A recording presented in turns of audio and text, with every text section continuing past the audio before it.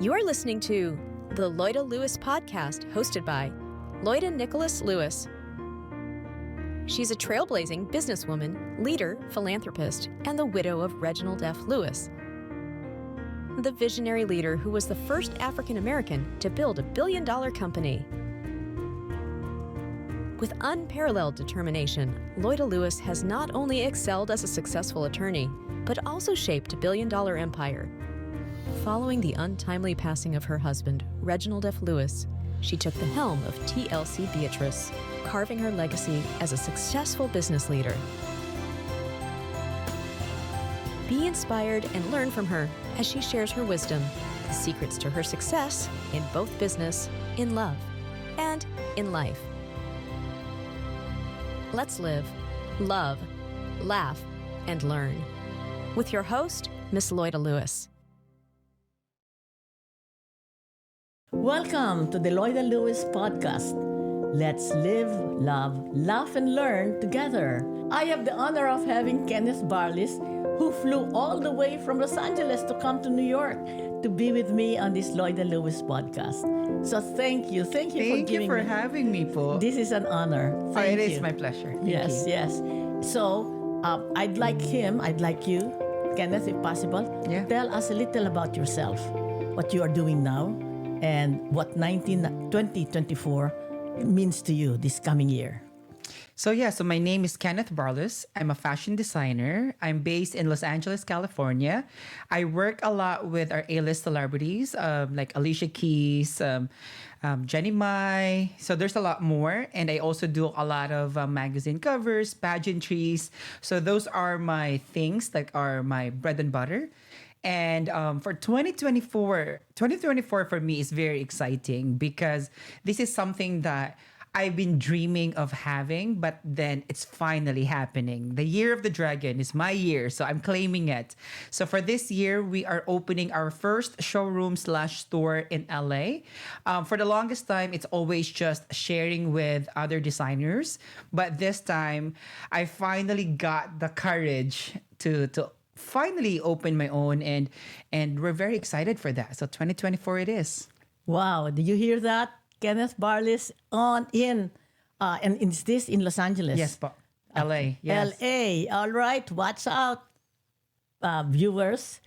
But tell us, that is a big step. It is. So can you just tell our audience where you were born, what started you to be in fashion industry? Yeah, so I was actually born in Pagadian City, Philippines. If you guys are familiar, that's in Mindanao. It's Zamboanga del Sur. I actually, like, growing up, I never really thought that fashion could be a career because I grew up in a military base in Zamboanga. My dad is in the military, so we live in this very small town with just military people. So the only colors I knew was camouflage. I don't even know like a lot of colors, especially the fancy names. All I know is just like the red, the black, the blues, Primary colors. Primary colors. And then when you start telling me all this Tiffany blue, I'm like, what is that? Is that like a light blue? So I grew up like that. So never really in my million years of living to really think that could be a job, because my mom is a teacher and my dad is in the military, very regular people. And then when we moved to the US back in 2004, I believe, I really wanted to be a lawyer. Mm-hmm. Growing up, I studied so hard. To be a lawyer. I wanted to be the school valedictorian. I was the class president. I was like so involved with the student body council for just the young generations of my time. And I was the vice governor of the city for the student. So I'm very like into the politics. Yes, I was all about like pleasing people and helping and finding solutions to problems. That's always been like in my head. And so moving to the US. How old were you then? I think I was only 14. When Starting high school or in Correct. high school? I started high school at the age of 11. Wow, a little so bit young. Yes. Very young. Because I think my mom just so bored of taking care of me, so she sent me to school so early. So yes, I finished. So I started high school at the age of 11. Graduated at 14. I was the class valedictorian and the school president, because Wow. I was preparing for so long to be a lawyer. Yes. You know, A and politician. a politician, because I watched TVs before, and I always saw Miriam Defensor Santiago. I was so inspired by her stories and how smart she is and so attentive into helping a lot of people. So for me, that was like one of my one goal in life, is to always help.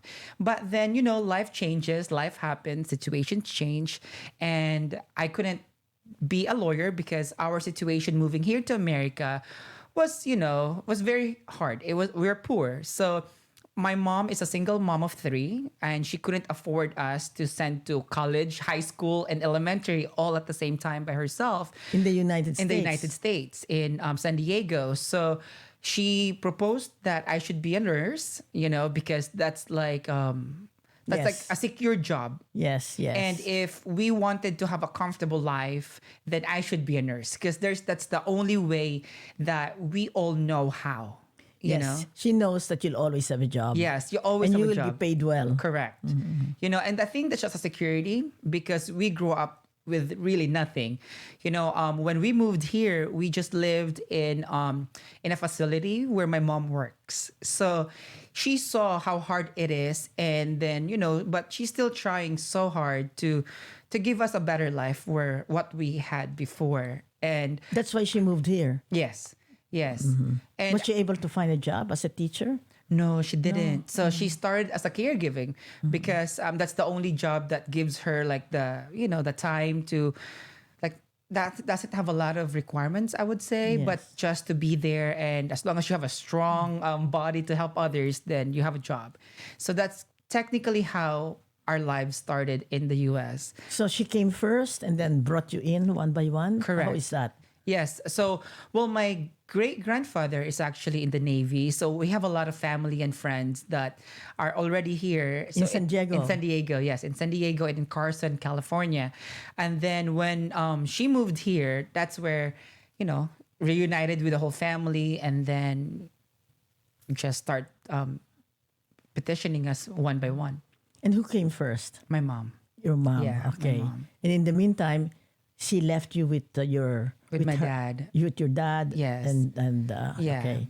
Because when my mom and my dad, my dad, they got separated when I was 10. So that's when the whole setup of having two homes, two families started. And it was very shocking in the beginning because, you know, Filipino cultures, we're not very familiar to that yet. You know, Yes, to that, yes. especially maybe 10 years ago, 20 years ago, that's still like a very like hard thing to do. Yes. Maybe now it's different story, but back then, we just wanted to have a family. Yes. I mean, stay together and go through life as a family.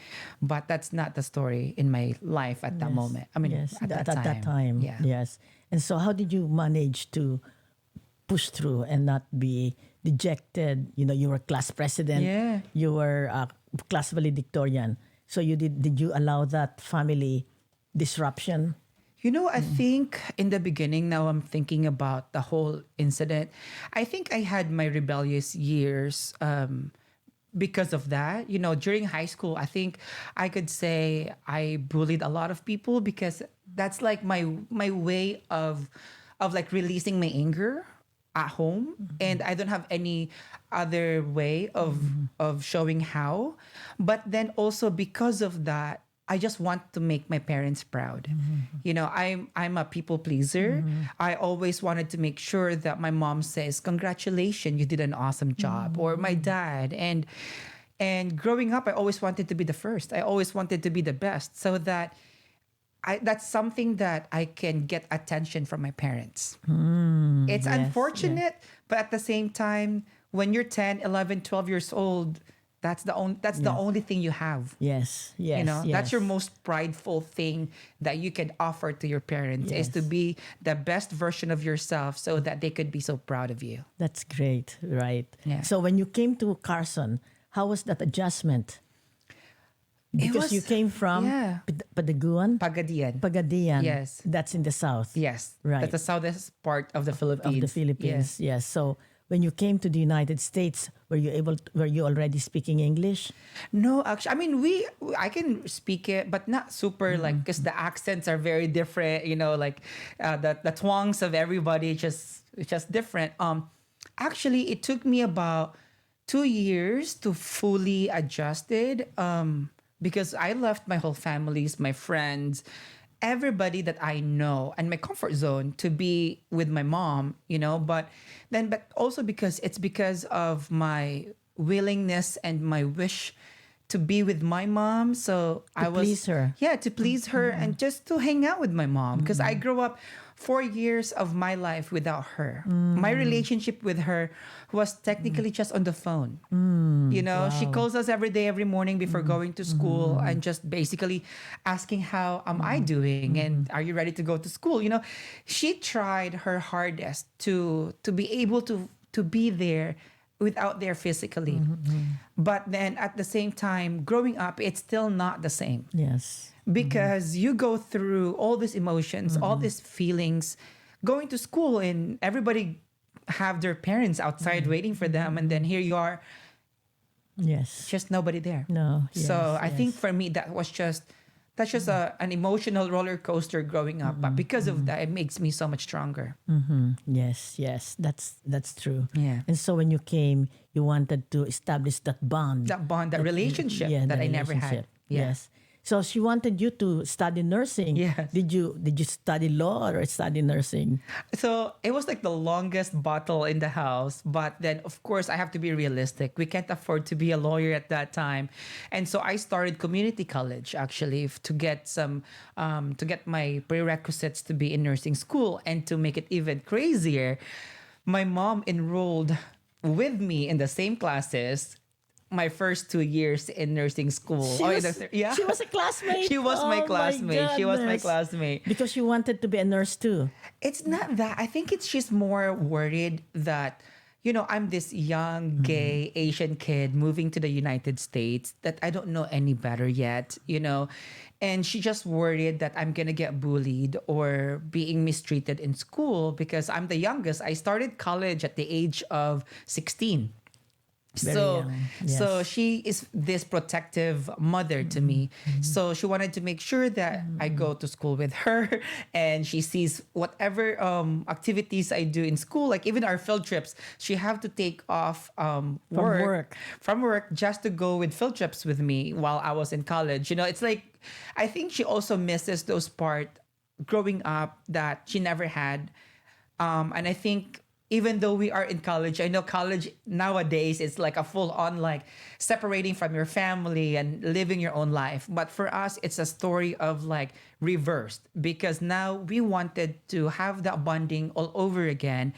And it's just unfortunate it's in college, but also fortunate because that was the time that we worked really hard to start creating that relationship. Yeah, that's great. Yeah. Yes. And she was working 3 jobs at the same time. My goodness. Yeah, Yes, so yes. she works during the day and night, and then when it's time to go to school, she also tried to make time for that for us, for me. Wow, my goodness. Yeah, that's the Filipino mother. Yes. Yes. And so you continued studying nursing. Yeah. With an AA. Yes.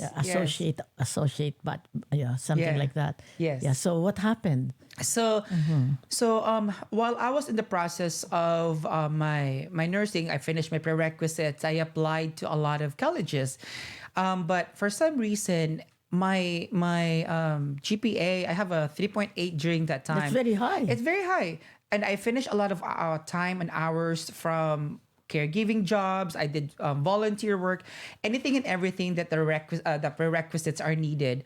I always tried to go above and beyond to do that. And I think that's also like my training growing up. Like I'm a people pleaser, so I always wanted to go that 100%. Unfortunately, I think the destiny is not meant for me to do that job.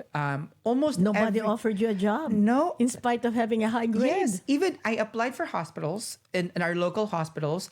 None of those hospitals accepted me despite of my credentials and my hours. And also I did all of the colleges that I applied for denied me for some reason. Maybe I I don't know, 20, 30 rejections from nursing schools. Oh my goodness. So when you are like 18, 19 years old, freshly graduated from college, I mean, yeah, from your college, my heart was broken. Yes. I was yes. like, what is there for me that I prepared my last 3, 4 years of my life to be in nursing school, but yet the school doesn't want me to be in it. What the job availability was not there. Yeah, I don't know. For some reason, it's just not there. Like, so that's when I took like a year off. I said to my mom, but during those time, I applied for UCSD in California.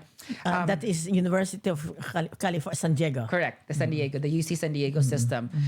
So I went to the orientation, but this is not for the nursing school. This is just for the regular college to enter. Because I also have I finished my bio degree, my AA in bio. So those are biology. The biology degree. So those are the two things that I was like trying to go which one, right? So I get into the UC system and then I did my orientation. And then the moment I did my orientation, right after that, I said to my mom, this is not for me. Wow. At 18, 19? Yeah, 18, 19, yes. 19. That is so good. Yeah. That you were honest enough to tell your mom, Yeah. can't do. Because I told her, I said, I know that you work so hard for every penny we have. I don't want to waste your money for things that I know I won't really excel at. Yes, yes. You know, and I think because I'm a people pleaser, I want to make sure that whatever I do makes her happy. You know, she's yes. my life. So I Yes. want to make sure that I make her proud. And during that time, it was just, and I think it's also my gut feeling was telling me like that's not it. Yes, yes. And it was so strong. So I have to Tell her. say her. Yes, Yeah. yeah. So from that time on, have you decided what then will you do? I remember during those times where I was sitting on my administration classes. So because my mom opened her own facility after working as a caregiver for like a good 10 years, I would say, she finally got the balls to like open her own facilities. And then she needed help. So she said, I can take my administration classes to do that and be able to help her. So I'm basically her right hand, right? So I did. And then while I was doing that, I remember I was like on my phone searching for stuff. And then I just saw this ad saying that they're looking for like a designer for a competition. And I was like, oh, maybe I can do this. So like I love fashion. I love clothes. I love all this. So let me try this. So I sent out my email to this company of Vitamin Water, and then they picked me to be their designer that they're going to sponsor. But this time, I don't know how to sew. I don't know how to sketch. I don't have any idea what this job or what this opportunity is giving me. I just tried something so new, something so different, because I wasn't like really feeling the fulfillment of the job that I'm doing at that time. Yeah. And then I didn't tell my mom in the beginning until I finished all the orientation. I talked to the producers and everything. And then after I filmed the official, like the reel for the advertisement, that's when I went home. I said, Mom, it's real now. So, because it's going to happen soon. I think if I remember it correctly, I think I only have 7 days to prepare a whole collection to present in a competition. Oh my goodness. Yeah, so wow. It was so nerve-wracking. Yes, and yes. I don't even know what a mood board is during those times. I don't know what slide sheets is. So my mom was like, what did you just do? You know, there's going to be a lot of people watching, and we're super like, okay, we're just going to do our best. Oh my God, me and my mom were drafting fabrics and hand stitching because we both doesn't know how to use a sewing machine. So we just know how to do like manual like sewing. And our manual sewing is literally just putting threads going back and forth. And no sewing machines machine? Yet. Because first, we don't know how to use it. And second, we don't own one yet at that time. So it's all about just trying to make it at that point. I was like, okay. And my mom was so stressed out, even more than I am, because, she feels like she's part of it and everything. So we went to downtown LA to get some fabrications and try like different things. And literally, we are learning how to make patterns and stitching and everything within those 7 days. Within those 7 days. Wow. But isn't it wonderful that because that's what you wanted, your mother went 100% in Yes. with you? Yes. Yeah. And even though she hated my guts at that time, you know, and I think being a mother, she wanted to just give the best like situation for me and the best help she could offer. And that's what she did. And full force, you know, my mom was just there all day, all night while working at the same time, trying to figure out how to make a Filipiniana sleeves, how to create a long gown. But thankfully, after the 7 days, we were able to finish the collection. And out of, I think, 7 or 11 veteran designers, I won the competition. No! Wow! Yeah. Wow! My That first is ever. incredible. Yeah. That was Yes. crazy experience. Yes. But I'd like the audience to see an opportunity came and Kenneth just grabbed it. Yes. So, don't be scared, right? Yeah. You were scared, but you said, I can do it. Yeah. Isn't that your positive It's the thinking? mindset. Mindset. Yes. It's like, it's also something so new, so you don't know what to expect, and take it into like the excitement part of life. Because when you already know the story of a movie, you don't really enjoy the process because you know what's going to happen. But I think for me, it's more of like, I'm Sagittarius, so I'm very all about excitement. So the moment I got in there, I don't know what I did, but all I know was I put my dedication and hard work into it. And I always give 110% in everything that I do, and we succeeded. All right, guys. All right. Lesson number 1. First, something that your heart said. Yes. Let me enter Follow this. your gut feeling. Follow your gut feeling. Okay, not to be scared. Yes. And you were thinking very positive. Yeah. Giving 110%. Yes, even though you don't know how, you still give it a, yeah. Even you don't know what is the result. Yes. But you are going to give it 110%. Yes. Okay, lesson number 1, guys. No, that's terrific. Yeah. And you won. And I won the first competition ever. Yes. Yeah, and Okay. then that's when my mom saw my name, and this is like within 7 days I created a logo. Good thing my best friend was like this graphic designer, so we sat down and we're like, okay, what are we gonna do? The logo, the colors, all that, and I didn't know any of that. I'm just like, from freshly graduated from my bio degree and then going to nursing school, and then now I'm creating a clothing line. So and then after that, that's when my mom, she cried. I remember this moment when you won. when I won.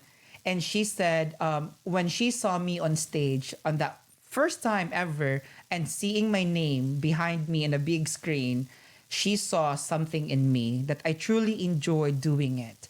So I think that's when she said, she talked to me. She said, if you're going to make this into a career, you need to be very good at it. Because, she's going to work so hard to make that dream happen. But also, I have to work my part in order for make that work. And then, she said, I want you to learn the basic. I want you to go to school. So that's when I decided to tell her that I have already an appointment to a fashion school the week after that. So everything was pre-planned before, because I was always like, thinking like, how can I always be better of whatever I am doing? And that was really the start of that. All right. Again, lesson number 2, prepare yourself. Yeah. Because an opportunity may come, Yes. and you're not prepared, You will then miss it's a it. bust. Yes. Okay, so prepare yourself. Yeah. When the opportunity comes, that's when you say good luck. It's not good luck. Yes. It's God's blessing. Yes, and hard work. And hard work. All Focus. right, guys, hard work. Yes. And Yes. focus on something that you really want in life. And so Yeah. you started from basic design school. What Yes. school was that? Fashion Institute of Design and Merchandising in LA. Yeah. Fantastic. Yes. And you were already enrolled. Yeah, not yet. Not I'm yet. still in the meeting of seeing the counselor, and then obviously I can't afford to go to fashion school, so I have to bring my mom in so that we both are in debt together. Very nice. Yeah. That's great. And so that was the beginning. That was the beginning, and then yes. after that, year after year, I learned how to do more and more complex sketching and sewing and everything, and drafting tables now that I can make patterns and everything. So it was good. And then the year after that, I joined another competition and I won again. You won again. And I won again. Oh my goodness! As best designer. Yes, that's the best designer. And this one is all throughout the US. Yeah, so wow. I probably did 7 competitions during those times, year after year, and every single year I came out as the winner. Oh my Yeah. Lord! I mean, that is really incredible. Thank you, Yes, thank yes. you. I guess when you put all your heart and soul into Yeah. it, and the universe aligned Yes. to give you that prize. Yes. 7 prize, 7, first yeah. prize, wonderful. 7. And then when new opportunity comes in, this is when Project Runway happened 2 years ago. I got called to audition. For those who are not a follower of fashion, can you just explain what is Project Runway? Yeah. So Project Runway has been a program for fashion designers to compete. And as far as I know, it's actually been 20 years now. So one of the original and the longest fashion competition ever in the US. And I know also that they have franchises from all over the world in different countries. So yeah, so I did that show about a year ago now in season 19. Season 19. Season 19, yes. Project Runway season 19. And I competed as one of the contestants. Now, in terms of, American sports, it's like the Super Bowl. Yeah. Right? So this one, Project Runway, is the Super Bowl for fashion designers. Correct, yes. Okay, good. Yeah, because we have to create things like in a very short time, maybe like 4 to 8 hours, depending on the challenge. Like imagine making a 2-piece suit, for example, and you have to make that in 6 hours. Even professionals cannot do that fast. Wow. But yet here we are. So are they saying this is the fabric? Make something or No, what? they will take you to for like my season, they take us to Mood Fabrics here in New York. And when I was competing, that was the first time I stepped into the fabric store, and we were given about 30 minutes for a challenge to pick everything that we needed within the budget and the time restrictions. So the disadvantage for me at that point is I don't know, and there's 3 stories that you have to run back and forth trying to look for a fabric, the bonings, the bra cups, zippers, threads, everything like that within 30 minutes. And I was like, wait, what? Where am I going to start? And then there's cameras everywhere. And then while you're running, people are like the host, Christian Siriano, is asking us questions, asking us math. And I'm like, how can I multitask while you were dealing with your designs, the whole process of creating things within the budget, because you have to do math. So you cannot just pick a fabric and then you can't afford it because you can never buy them, right? So as you're picking the project, they said that's $20 Yes, you per have yard. to check. Yeah, you have to check how many yards do you need, how much do you have, because they give you a very, very low budget. So the creativity of every designer is really tested, and the focus. And I think for us, that's really, I gained a lot of personal identity, like it developed my personal identity as a designer doing the show. And I think that's something that, when I did the last competition, the 7 competitions that I won, it feels like no matter what I do at that moment, we're great, right? Because I'm thinking, I keep winning. So whatever it was, whatever the formula I created for my brand, for myself, it's working. But then when Project Runway happened, Did you apply or you were just chosen? they sent me a direct message on Instagram actually, and this is pandemic. So the whole process was done Zoom, emails, phone calls, all that. And normally the process of it is that you have to go through, meet the producers, things like that, like more personal, right? So this one, because the pandemic was happening, it took us 2 years. So 2 years in the making of selecting the designers. And I felt like my batch was the best season ever of designers. Because I've watched the previous years, I was like, I can do this. Yes. Thinking that I'm just like, this is easy. I can do this. I create collections year after year, season after season. So what makes this different, right? So I came in there with like really I trained myself. I put myself in a lockdown because it was pandemic. So I went home to the Philippines. We have an extra home in the Philippines where it was just me and one of our helpers there to help me like go through my day-to-day life. But seriously, I wake up at 3 a.m. rehearsing, practicing, sewing, cutting, everything. And then I don't finish until midnight every single day for like 2 months straight. Good. Did you hear that, guys? So that's what it takes. That's what he says. Hard work. Hard work. Okay, Focus. 2 months. Yes. Focus. Is sharpening his skills. Yes. All right. That's what it takes to be successful to the Super Bowl of fashion. Project Runway. The Project Runway. Wow. So because you knew you were going to enter. Yes. Because I know during that time, I felt it. I haven't received the confirmation because they don't send you the confirmation until like a few days before your flight. The moment, yeah. So there's like the pulling them back, and the whole experience was just very like, do they still want me? Do they want me? No. So it's kind of like that, right? So it's like going through emotional already. So Roller coaster of emotion. Yes, of But at the emotions. same time, you were preparing yourself. I was preparing myself. Yes, yes. And I think I'm an overachiever. So I said to myself, whether I will get it or not, the skill that I've learned, I can use for a lifetime. You see? Always a plan B. Yes. Okay? But he is going for the, what do you call it? The brass ring. Yeah, that's what it means. Okay. So yeah, so that's Yes. what I did. And then even like and I also did that for a reason because I don't want to train here in America during those times because you have your family at home, it's pandemic, it's always there. There's always people around. So I said if I will enter this competition, nobody will be there for you. You have to do it yourself. So I really trained physically, emotionally, my skills, my everything that I could possibly trained off. Even my personality sometimes. I'm like, okay, I should be not too loud or I should not be too quiet because I have those extreme of emotions. So I'm like, sometimes I'm super quiet. I'm just in the corner. And then sometimes too, I'm just super loud and then I'm like the life of the party. So I'm like, okay, I need to find the balance.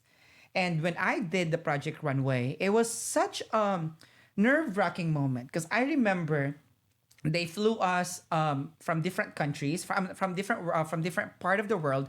There's one from Japan, there's one from different state, and there's about 16 of us. And the way the introduction was, we were like I think in Lincoln Center, and everything like the whole street was black off. And then as we are getting introduced one by one with our own personal van coming into the venue, you see all this grandness of the show. Cameras everywhere. Maybe we have about 200 or 300 crew, and there's only 16 of us. So you feel the tension, you feel the pressure, and you don't know these people. So I came out there just saying that no matter what happened in this competition, I know I gave myself. You gave it 110%. all. Mm-hmm. Correct. Like from the training to my outfits to just my mental work, because you cannot just go there hoping that you're gonna win. And I felt like winning is really different. It has different meaning in everybody. And because I joined several designer competitions and Before, and I won 7 of them, all of them. So coming here, I have this like, okay, gives me boost and confidence that I can do it. But then when I was there, it changes my mindset. I was there becoming more of like compassionate designer that I thought that when I will meet other competitions, then I'm willing to fight for that moment, right? But then you realize that life is not all about just winning. Life for me at that moment, because it's also pandemic, it's all about like really building relationship with people because that lasts longer than your title. And that's what I did. When I did the competition, I experienced one of the most painful part of my designing or life, I should say. I got involved with the whole Asian hate community. And this is the prime time of New York City, because when you watch Asian hate during this time, you see older women or older Asian people getting beat up in Chinatown, and that's supposed to be our comfort zone area. But no, there's no safe zone for anybody for us Asians during those times. And I experienced that firsthand while I am filming. It was devastating. I was shocked. I couldn't say anything. I couldn't defend myself because my whole system just shut down. How was that? So what happened was we were filming and this other contestant, she's a white lady from I forgot her. Was it filming for Project Our Runway? episode, yes, from Project Oh Runway. my goodness. Yes. So, there's cameras like from the morning till like evening. And then this lady, she's been super rude from the very beginning, even to the producers. And she is a contestant. She's a contestant. I remember one of our producers, she was a black woman. And we were in the break room during this time. This lady literally asked her with no compassion, no wall or boundaries. She asked my one of our head executives, how's her wig doing? Is it itchy? Oh my God. You cannot Wow. ask that. Yes, yes, Like yes. how it's like Yes, yes. how do you feel about your hair right now? Is it itchy? Because it's kind of warm. Oh God. And the way she talks too was very Yes. Karen. I call her Right. Karen at this point. Yes, yes. Yeah, and yeah, it Yes. was super Meant to demean her. Yes. Meant to diminish her. 'Cause- Not an equal, but somebody lower. She feels higher than anybody and everybody, you know? Yes. It's like how can you ask somebody that? That should be a common sense and there should be boundary. First of all, our producers are our bosses. Second, we are contestants, you know? And because of that action, we already have like everybody in the set doesn't like her because she's been super rude to everybody. But then that same day when that whole thing happened, I remember when we were filming in the morning, so our producers throw all of these models cards and when they give you a challenge, you just pick whatever is given to you or left is basically what's going to happen, right? And that challenge was a streetwear challenge where we create something like streetwear inspired, but yet that is relevant to you or something like within your own aesthetic. Everybody found their, so if you're a black model, like high chance you're gonna go to a black designer. When you're a white model, you go to the white designer. But for some reason, my card I picked white guy, and then she picked an Asian model. So I just tried to pull her on the side. I said, hey, is it okay if we can switch? Because this challenge is all about representation. I said, it's the first time in Project Runway in our season that there is a male model that is Asian. And then I have I have a white model. Maybe we can switch so that you represent your culture, your people. I represent mine.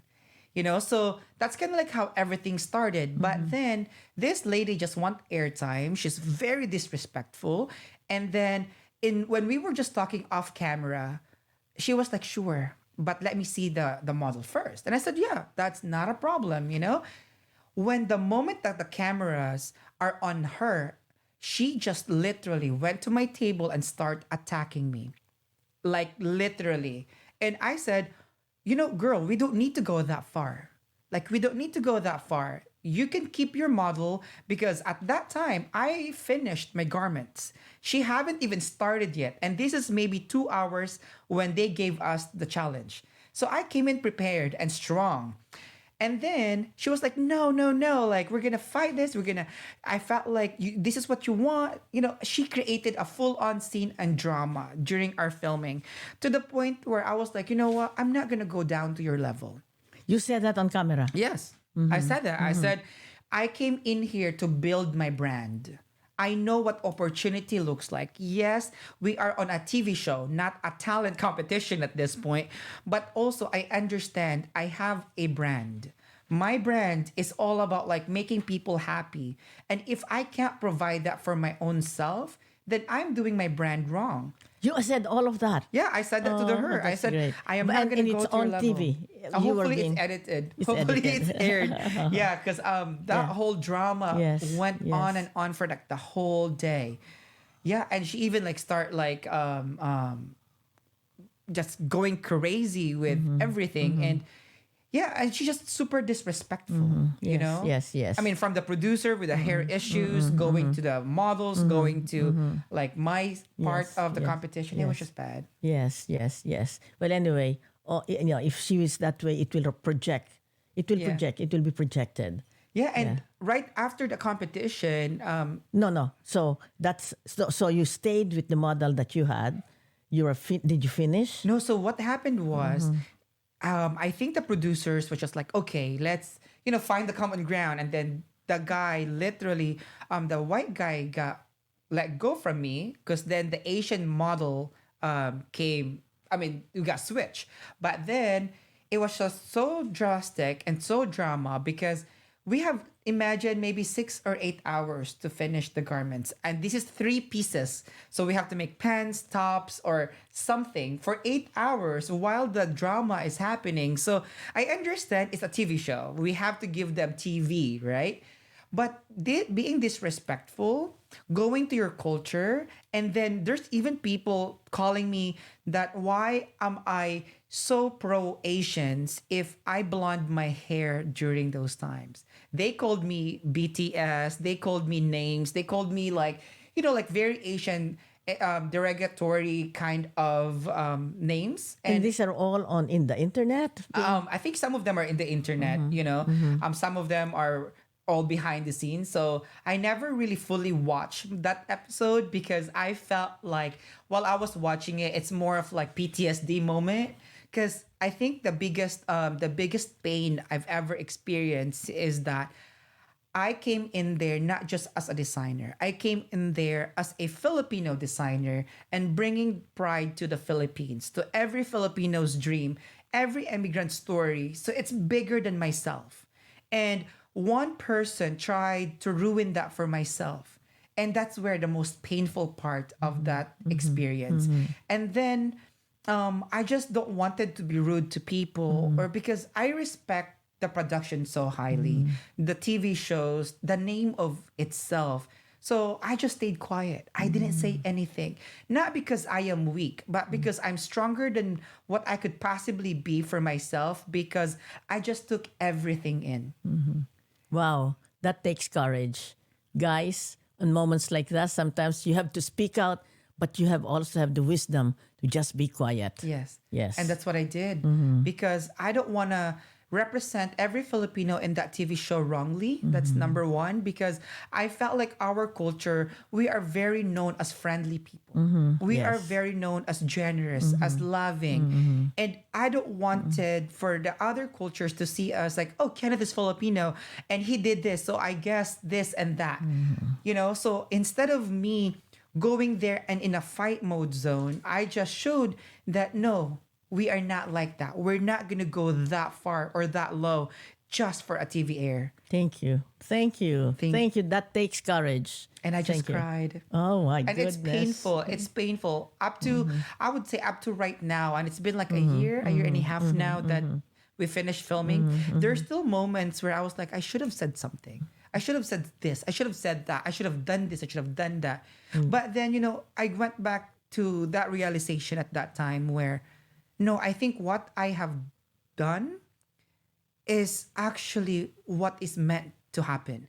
Because like what I said, now looking back to all of that experience, it made me so proud of myself for being the bigger person and coming in there with a purpose to represent Filipinos. Yes. It might not be the win, but I felt like I won every Filipino's heart for representing them correctly. Yes. You showed nobility of character. Yes. Yet not that you will not go down and have a fist fight, Like Yes. I don't need to. It's a Yes. streetwear. It's I don't need to. streetwear. I That's don't right. need to fight with you in the street. On the but street, I will yes. show you how we fight Yes, very nice. in our own way. Thank you. Thank you on behalf of the Filipino Americans and the Philippines. Thank you for showing our nobility, our bigness of heart, and that is what you did. Thank you. Yes, Thank yes, you. yes. So you finished your work? You so finished it within I finished 8 hours? Yes, I finished Within the it. budget? Yes. What was the budget? If I remember it correctly, I think it was like $300 or $200 or something like yes, that. yes. Very low because when you go to Mood Fabrics, I mean, Mood Fabric store is very expensive. Like every designer, like maybe a yard is like $50 to $100. Imagine you have to create 3 things. Yes. How can you afford 3 things for like $300? So you have to go and look for stuff. So, but I did that competition and I survived that challenge. It was, even though it was the hardest for me. I've been in the industry for quite some time and I started young. So I experienced all the different rejections in the industry. But for you to be humiliated by other people, and then you are being rejected, humiliated because of your culture, your upbringing, your values, that's hard. Because now they're not attacking just you. They're attacking everyone else that looks like you. Yes. Thank you for maintaining your posture, your attitude. You're not going. They can go low, but you'll remain where I you came are. calm and Yes. I'm just, I cried because it was painful. Yes. But then at the end of that journey of Project Runway, when they eliminated me, right after the drama actually. So bravo. There's this misconceptions, but anyways, So you were eliminated right after first round. No, this is the third round. Third round. Third round. Okay, So there's yes. about I think 10 or 12 rounds. So the lady got eliminated on that round where the whole drama happened. And then there's like all this big bosses meetings right after that. And then right after the next episode, I was sent home. So I felt like, I mean, of course everybody will defend their work. And I felt like at that moment, it's not really where my work is because I know my work. I know we work with big A-list celebrities and important people in the industry. For instance, Yes. Can you tell the audience who were some of your clients already at that point? Yeah, at that point, I think we worked with Carrie Underwood, Janet Jackson, Cardi B, and Offset for their music video. We have Troye Sivan, Ava Max. So there's so many musicians. We did Jenny Mai's red carpets, and we were like voted by like best dress on the Golden Globes. So there's a lot of already like a portfolio. I have a stronger portfolio at that moment. But then with the whole Project Runway experience, my takeaway from that was I became a stronger designer. I know myself what's my limit. And I know that whatever the circumstances is, I always believe on listening to my gut instinct. And my gut instinct during that time was it's okay to let go of that dream. Wow. And Yes, I really yes. talked to myself. Isn't Yes. it crazy? No, I had no. that moment. Yes. Like that same day when I got eliminated, maybe in the afternoon after we finished film. Oh no, we're still filming. I'm starting to develop this like anxiety attack or like a panic attack. And that was the first time I've ever experienced that. I was sewing and I started to feel like I wanted to cry. I'm like, why do I feel this way? Why am I crying? Why am I like not at ease? And then you know what really held me back was my people. And this is a true story because when I was having that moment, I said, winning in this competition is not worth it if I would lose myself. Because I have about 20 staff right now as we speak. And this majority of this are all single women that take care of their kids. And that's their living. And if I would take that away from them just because of my personal interest, then I failed everyone. And that's where I said to myself that it's okay. Let it go. Yes. The right opportunity will come for you at the right time. And that's what I did, and that's when they eliminated me, I didn't even try to fight anymore. Yes. When I knew it, I felt it, I said, I'm okay to go home. I'm ready. Wow, that's fantastic. Yeah. Guys, that is something really that we have to understand. Okay, that you accepted what will happen because you anticipated that you would be eliminated. Yeah, and it's a competition. Yes. Everybody will be sent home. It's just a matter of when. You know? Yes, yes, And yes. for me, I felt that I gave everything I could. I stayed grounded. I came in there with a purpose. You know, I delivered my purpose. And I felt like that was a good moment. Yes. You know? Mabuhay. Bravo. Bravo, Kenneth. Bravo. Yes, thank you for standing up for us with dignity. Yes. And that's all I have. Yes. You know, that's right. because I Yes. felt like opportunities always comes to you. Yes. But, you know, like just dignity is something that you need to earn. You cannot ask for that. So Yes. that's something that I'm very proud thinking about it now. I could have done, I could not ask for any better result than what I have done during that time. Yes. Because I listened to my gut feeling. That's right. I talked to my inner self. Yes. You know? Yes. You remained true to your values, to your beliefs, and to your sense of self. You will not go down that route. Yeah. Yes. Wonderful. Thank Wonderful. you. All right. So now, you mentioned also for 5 or 4 years you were away from your mom. So how did that happen? What were you doing? Who was taking care of you, or who was providing you that care and attention separated from your mom in the Philippines? Yes, so during those time, when my mom migrated in the States, I lived with my dad. My dad is in the military, so he doesn't really have that much time for us, you know. And then also growing up as openly gay boy, having a military, in the Philippines, and having a military dad is not really a best like relationship. You know, it's very sad because, you know, like that's the time where you develop yourself. You develop kindness or just your personality. But I have to find that on my own because I don't have my mom there and I don't have my dad there physically. I mean, he's there physically, but emotionally, he's not around. So my Lola, my grandma, stepped into the picture and she just took care of me. And I think that's where my compassion really developed, you know, because I saw how my Lola took care of us, most especially me. You know, as a young... By that time, did you understand that you were gay? I think so here's the thing. I'm aware of who I am, but then the society during that time wasn't ready for that yet. So you always have to kind of like hide yourself somewhere. And when you have a lot of girlfriends, you know, people always ask you like, oh, why you don't have a girlfriend yet? You have all these beautiful girls around you. Why? You know, and you're 10 years old but you know you have a crush on like the little voice there. But then on the other side, your girlfriends are like, you know, like being so pretty, and like some of the girls are like sending me love letters to my house. And my grandma on my dad's side saw that, right? And they were like, why? You don't like any of them? So there's always those questioning growing up. But then, you know, my grandma from my mom's side, shout out to my Lola, Divina, you know, I love her so much. So she's the one who really just understand me. You know, she's very compassionate. She's very kind. And I know no matter what happened in life, whether I am wrong or I am right, she's always behind me. That's the kind of woman she is, you know? Yes. And I think that's where I develop my compassion to others because growing up, I always see it in her.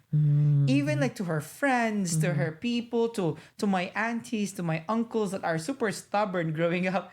I saw she have so much of that. She have so much to give. Understanding. You know, and I learned that trait from her.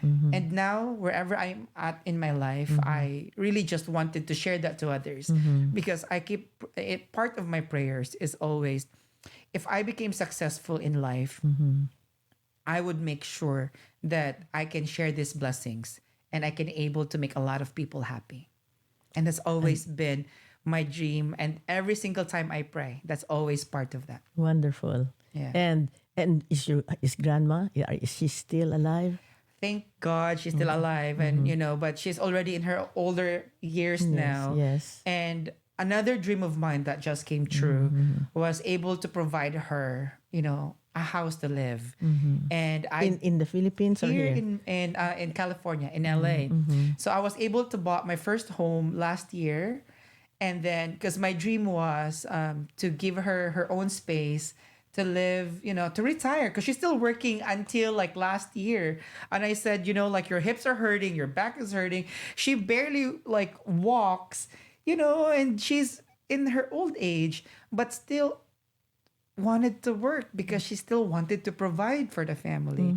She still wanted to do things for my cousins and to her kids. And I was keep telling her, it's time for you to retire and enjoy it. So Yes. my dream is always to give her her own room, because she lived in America for like a good 10, 12 years.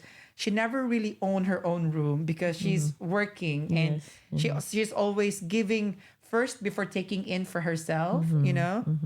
So now that I'm able to do that for her, it just really makes me so happy, and I'm so fortunate that because of my job as a fashion designer, can able to provide that for her. Wonderful. Yeah. You see that? Really, Kenneth, you make my heart bleed in tears. Oh, Yes, thank you. Thank you. you for doing that for your Lola. Do you call Yeah. her Lola? My Lola, yeah. Yes, yeah. So before I Wonderful. actually before I leave, I want to make sure she have some groceries to cook, and she have all these things that even though it's so simple, I know that I work so hard for that to provide for her. Yes, wonderful. And I hope that I can able to still do that for a long time. Yes, yes. Well, God listens to prayers. God is good. Thank you. Yes, yes.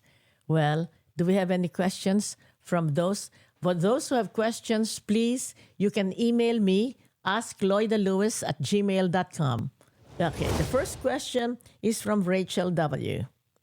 Who is your favorite celebrity that you've ever dressed, and why is he or she is your favorite? I would say, like, when I started this career, from the first interview I've ever done as a fashion designer, it's always been Anne Hathaway. I haven't worked with her yet, but I keep telling myself, no matter who I work with right now, if I haven't dressed Anne Hathaway yet, then that means I haven't made it to Hollywood Oh my just yet. So, and why her? Why Because her? Yes. she really just represents the beauty and the elegance of a modern fairy tale. For me, the way she talks, the way she carry herself, is just my brand. I love that no matter what she wear, how simple it is or extravagant it is, she carries it with poise.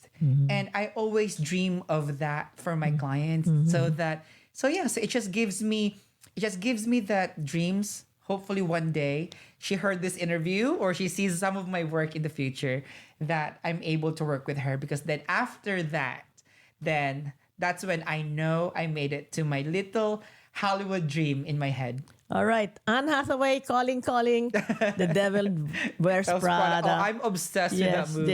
Yes. Okay. Anne Hathaway, you heard it here Yes. on the Loida Lewis podcast. Kenneth and it's Barlis, coming. Anne Hathaway.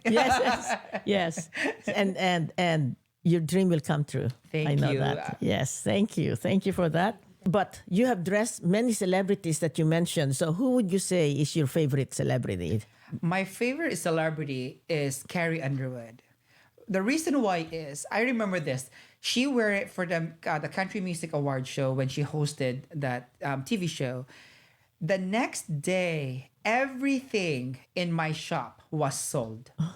Everything that we sell, she have this magnet to clients, to the followers, that even like our t-shirts, our scarves, or even like our like keychains, They bought it. they're being bought because Carrie Underwood wore my stuff. So I that's when I know the power of celebrity. Yeah, that's why she's my favorite, because she sold all of my pieces. That's fantastic. Wonderful.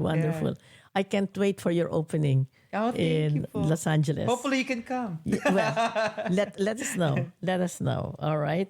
The other question is from Del S. How did you deal with bashers or people who say you're not good enough during Project Runway? Yeah, so during Project Runway, I remember because when my episode was aired, oh my gosh, like literally my private direct message was like flooded and flooded. There's so many Asians, especially the Filipino ones. They keep saying that I love how I represented them and thank you very much, all of that. And then there's this fake accounts that I know these are probably from the other people. They just talk so much negative about me, how I represented Asians, but yet I am blonde. I represented is Asian community, but yet, I didn't really grow up in the Philippines. So there's so many things that just makes me like laugh. But then my first ever direct message, I was hurt because I know what's the truth. And I sent it to my producers. I said, is this what I signed up for? Because then now I'm being hated for things that I know myself that I am not. But then I realized that, wait, I signed up for a TV show. I signed up to be judged by people. So I should know better. So after that, after the whole realization moment happened, I just let it be. And then I just like whatever they messaged me, I just said thank you. Or a smiley face or a heart. Things like that I don't need to react because no reaction is a reaction. And that moment, I'm just like, I'm glad that you watch that TV and you are so passionate about that episode that it makes you create a fake email, create a fake Instagram, wasted your whole entire time. I don't know how long it took you to message me hateful things. Did it bother me? No. But it bothers him or her because it took them a good 30 minutes, an hour to create all of that just to send me hateful things.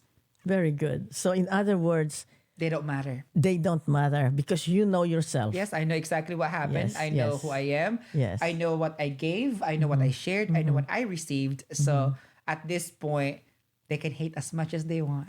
Listen, guys, okay? Those of you who are listening, reading hateful emails or whatever it is, listen. Listen to Kenneth, how he deals with it. He knows himself and they can suffer as much as they want, but he's not affected. Yes, correct. Yes. Let them enjoy their depression Their misery. moment. Yes, their misery, basically. Yes. Wonderful. Thank you for that. Now, this is for the future. How do you see yourself 10 years from now? 10 years from now, Yes. I would say that maybe I'm married. I have my family. I can still have my lolo and my lola with me. My mom, I can still take care of them, and hopefully by then the business grows and able to help a lot more people and have different locations in different part of the world so that to continuously give different jobs to people. And hopefully that my vision is still current and able to make a lot more people happy. Wonderful. So, ladies and gentlemen, guys and dolls, there you go for Kenneth Barlis. Thank you. Thank you. That's wonderful. Thank you. you. Thank you for having me. Thank you. So that was not hard, was it? No. Yes. No, the thing is that you were able to share yourself. Yes. Your success, and also the most important that you work hard for it. Yes. It didn't come like, Well, especially also po, I think our family, my mom, we come from a different world. We come from Mindanao, where fashion is really the number one livelihood.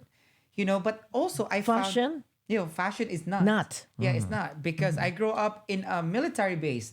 So if you needed fashion, there's no fashion. There's no even, I never owned magazines. Our TV, we only have one channel because it's just like, like whatever on the roof. And then we just buy okay, like the okay. the Second-hand, the second-hand outfit. So you make something out of nothing. And I think that's the learning I really learned growing up. You don't need to spend $10,000 for an outfit. Even though you can, you have that choice now. As you progress in life, it's nice also to enjoy beautiful things.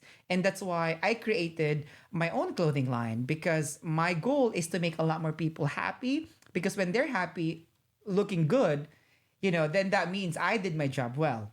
And, but my coming from of that small town boy just dreaming of surviving in life. That's just really where it's all started.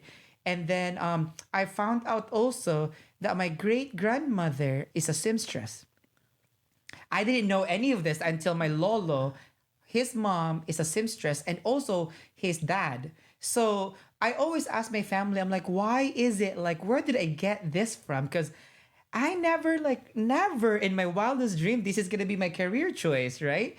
But then my lolo told me that my great grandma is a seamstress, my great grandfather is a seamstress. So there's a lot in the family back in a day where they sell fabrics, make something. It's all about clothing. So I was like, oh, maybe I got it from my great grandmother For sure. who passed away on my first birthday. Oh, yes. She turned it out to you. Yeah, It's so sort of like, legacy. The legacy of Unconsciously. Yeah. I never thought of it that way too when my Lolo was telling me. But then now I'm like, oh, connecting the dots, right? I'm like, maybe that's my gift is from my great grandmother who is a seamstress and she have all these fabric stores. And now I continue her vision. Wonderful. Yeah. Wonderful. So now you have a website or Yes, we have our website. webpage. Yep. A webpage.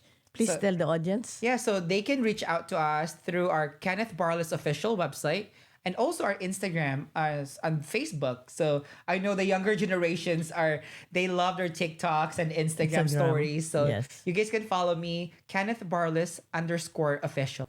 Wonderful. Thank you. Thank you very Thank much you. for being here. Thank you po. Yes, salamat. All right, there you have it. This is the Loida Lewis podcast. Thank you. The Loida Lewis Podcast, hosted by Loida Lewis, is produced by the creators of Over a Glass or Two, Jesse and JV, executive produced by Loida Nicolas Lewis. Rate and review us on Spotify and Apple Podcasts for a chance to be featured on a future episode. Have a question for Miss Loida? Just email us on askloidalewis@gmail.com. Your question might make its way to a future episode. Subscribe on all major platforms to never miss a beat.